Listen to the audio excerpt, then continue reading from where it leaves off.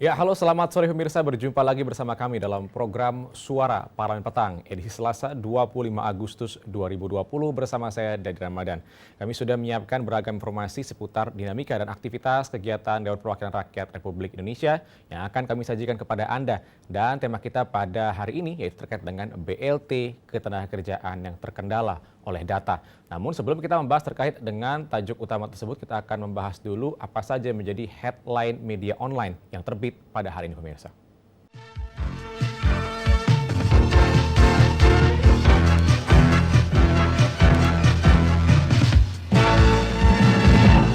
Kita awali dengan headline media online dari kompas.com. Di sini membahas ini, jadwal pencairan subsidi gaji Rp600.000 BPJS Ketenagakerjaan. Pemerintah memastikan untuk menunda pencairan program bantuan subsidi upah atau BSU atau subsidi gaji sebesar Rp600.000. Rencana awalnya tahap pertama pencairan subsidi gaji karyawan ini bisa diimplementasikan mulai 25 Agustus 2020. Menteri Ketenagakerjaan Ida Fauziah mengatakan penundaan terpaksa dilakukan untuk menambah waktu penyesuaian data yang diserahkan BP Jam Sostek agar penerimanya tepat sasaran. Dan pemirsa, di headline media online selanjutnya dari mediaindonesia.com di sini membahas ditunda pencairan BLT Ketenagakerjaan. Pencairan program bantuan subsidi upah atau BSU bagi pekerja yang sejatinya akan dicairkan pada tanggal 25 Agustus 2020 ditunda. Penundaan pencairan sendiri langsung disampaikan oleh Menteri Ketenagakerjaan Ida Fauziah. Di sini Ida Fauziah menuturkan penundaan akibat penyesuaian data yang harus dilakukan Kemenaker dari data diberikan oleh BPJS Ketenagakerjaan yakni sebanyak 2,5 juta data dan nomor rekening. Dan di media online selanjutnya pemirsa, di sini cnnindonesia.com membahas Ketua KPK Firly Bahuri akan jalani sidang etik pada hari ini. Ketua Komisi Pemberantasan Korupsi atau KPK Firly Bahuri memastikan bakal menghadiri sidang etik dugaan gaya hidup mewah berupa penggunaan helikopter untuk kepentingan pribadi. Firly menampik telah menerapkan gaya hidup mewah sebagaimana aduan yang dilayangkan masyarakat kepada Dewan Pengawas KPK. Penggunaan helikopter katanya demi kebutuhan dan kecepatan tugas sebagai pimpinan lembaga anti rasuah tersebut. Pemirsa, nanti kami akan kembali lagi untuk membahas apa saja menjadi tajuk selama tanggal 25 Agustus 2020 hari ini. Kita akan membahas terkait dengan BLT Ketenagakerjaan terkendala data. Selengkapnya sesaat lagi.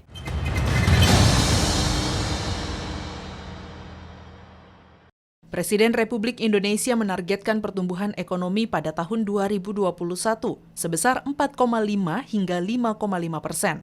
Anggota DPR RI menilai pemerintah harus melakukan berbagai upaya agar perekonomian nasional kembali pulih setelah terdampak pandemi COVID-19.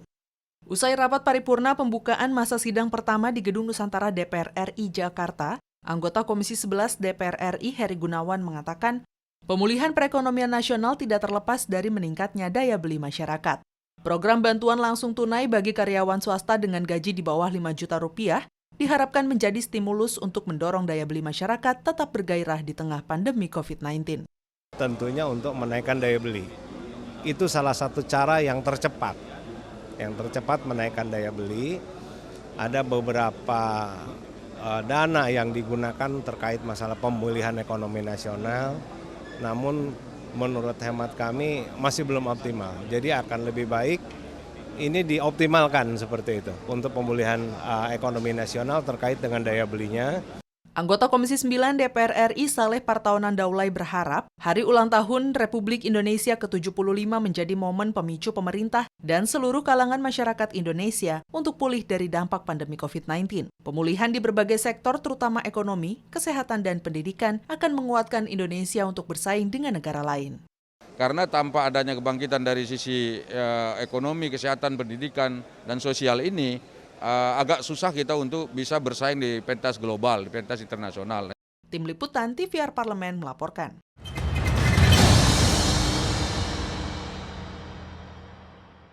Pemirsa, BLT Ketenagakerjaan terkendala data. Di sini Menteri Ketenagakerjaan Ida Fauziah meminta maaf kepada pekerja bergaji di bawah 5 juta rupiah.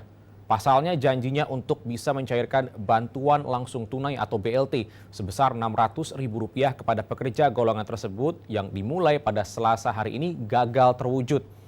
Ia mengatakan kegagalan tersebut disebabkan oleh proses validasi calon pekerja penerima BLT yang belum selesai. Ia mengatakan sebenarnya Kementerian Ketenagakerjaan sudah memegang 2,5 juta rekening calon penerima bantuan dari Badan Penyelenggara Jaminan Sosial Ketenagakerjaan atau BP Jamsostek. Namun, sesuai dengan petunjuk teknis yang dibuat pemerintah, validasi data paling lambat dapat dilakukan dalam 4 hari. Kendati demikian, pencairan itu ternyata tak bisa dilakukan dengan cepat. Sebab, Ida menyampaikan pencairan juga perlu dilakukan bertahap menyesuaikan data dari BPJS Ketenagakerjaan untuk memudahkan proses monitoring dan evaluasi. Untuk batch pertama, 2,5 juta data yang telah diterima akan dilakukan proses validasi. Dan setelah itu, pihaknya akan menyerahkan data tersebut kepada Kantor Pelayanan Pembendaharaan Negara atau KPPN untuk bisa mencairkan uangnya yang akan disalurkan ke bank penyalur yakni bank pemerintah.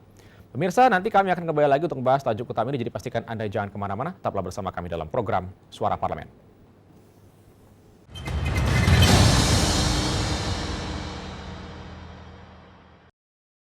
Menanggapi imbauan Menteri Dalam Negeri terkait tata cara kampanye terbuka dalam Pilkada Serentak 2020 di masa pandemi COVID-19 yang harus menerapkan protokol kesehatan, Wakil Ketua DPR RI Sufmi Dasko sepakat protokol kesehatan harus diterapkan secara ketat pada seluruh kegiatan penyelenggaraan Pilkada Serentak 2020. Ditemui di Gedung Nusantara 3 DPR RI Jakarta, Sufmi Dasko mengatakan, penyelenggara pemilu seperti KPU dan Bawaslu harus memastikan peserta Pilkada Serentak serta simpatisan dan masyarakat benar-benar menjalankan protokol kesehatan di tengah pandemi COVID-19. Bahkan jika diperlukan, imbauan Mendagri terkait penerapan protokol kesehatan saat kampanye dibuat dalam aturan tertulis oleh KPU yang penerapannya diawasi Bawaslu. Jadi yang pertama memang dalam masa pandemi ini kita mesti ketat dalam melakukan protokol COVID dalam kegiatan masyarakat, termasuk juga melakukan kampanye-kampanye dalam pilkada. Namun aturannya itu kan yang menggodok adalah KPU dan dalam hal ini pengawasan dilakukan oleh Bawaslu. Wakil Ketua DPR RI Sufmi Dasko juga berharap seluruh pihak menaati aturan terkait tata cara kampanye terbuka di masa pandemi COVID-19 yang disusun KPU dan menyesuaikan dengan protokol kesehatan demi menjaga kesehatan seluruh pihak yang terlibat kampanye terbuka dalam rangka Pilkada Serentak 2020. Sehingga silakan saja apa yang disampaikan oleh Menteri Dalam Negeri itu menjadi masukan dan kajian untuk KPU dan Bawaslu untuk bisa dilaksanakan dalam rangka protokol COVID yang memang harus dilakukan di masa pandemi ini. Zikri dan Denus, TVR Parlemen melaporkan.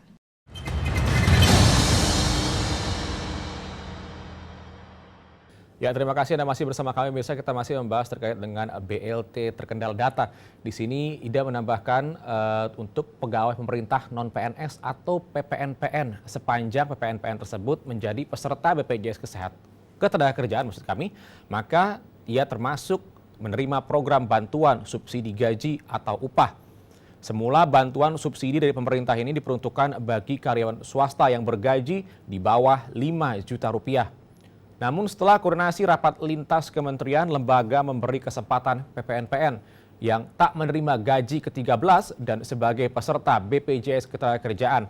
Mereka berhak menerima subsidi upah, jadi total ada sebanyak 15,7 juta.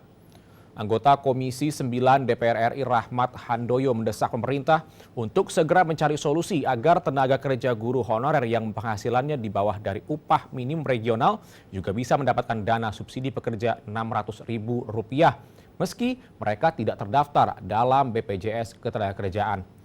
Rahmat Handoyo meminta pemerintah mencarikan solusi yang terbaik bagi rakyat yang membutuhkan keadilan tersebut. Padahal banyak dari guru swasta yang gajinya jauh dari kata layak. Semoga bantuan langsung tunai yang akan diberikan kepada masyarakat yang termasuk dalam bagian BP Jam Sostek sebesar Rp600.000 dapat segera terrealisasi dan dapat membantu masyarakat di tengah kesulitan perekonomian dalam pandemi COVID-19 pada kali ini, pemirsa. Terima kasih tadi sudah Anda menyaksikan jalannya Suara Parlemen edisi hari ini. Saya Deden Ramadan. Atas nama kerabat kerja yang bertugas mengucapkan terima kasih atas perhatian Anda dan sampai jumpa.